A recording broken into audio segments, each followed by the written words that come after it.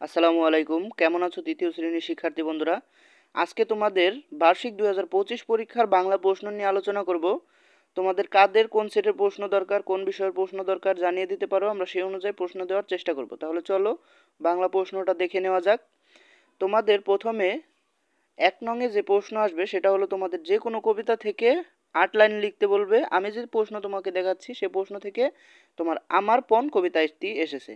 এবং তারপরে 2 নংয়ে তোমাদের আসবে, আশা করছি তোমরা দেখতে পারছো, যে 5টি সংক্ষিপ্ত প্রশ্নের উত্তর লেখো। এবং 3 নংয়ে তোমাদের আসবে যে কোনো 3টি রচনামূলক প্রশ্নের উত্তর দাও।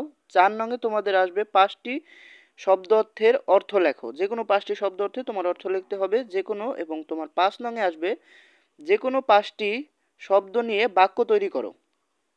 এবং তোমাদের 6 নংয়ে আসবে সঠিক শব্দ দিয়ে শূন্যস্থান পূরণ করো, অর্থাৎ 6 নংয়ে তোমাদের আসবে শূন্যস্থান পূরণ।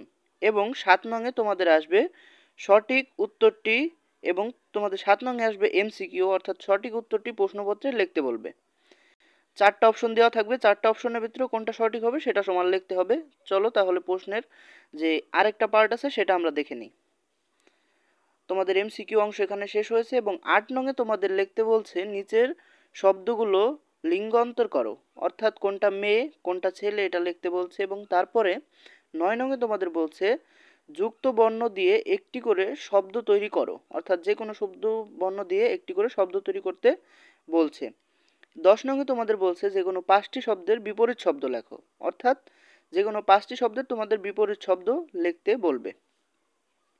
এবং 11 নংয়ে তোমাদের ডান বাম মিলকরণ। এবং 12 নংয়ে তোমাদের আসবে বিরাম চিহ্ন।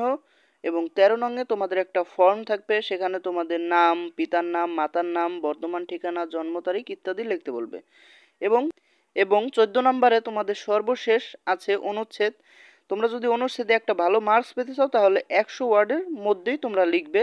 এটা 3টা আসবে, যে কোনো একটা তোমাদের উত্তর দিতে হবে। তো তোমাদের কাদের কোন বিষয়ের প্রশ্ন দরকার, কাদের কোন সেটের প্রশ্ন দরকার জানিয়ে দিতে পারো, আমরা সেই অনুযায়ী দেওয়ার চেষ্টা করব। সেই পর্যন্ত ভালো থাকো, সুস্থ থাকো, আমাদের সাথেই থাকো। আসসালামু আলাইকুম।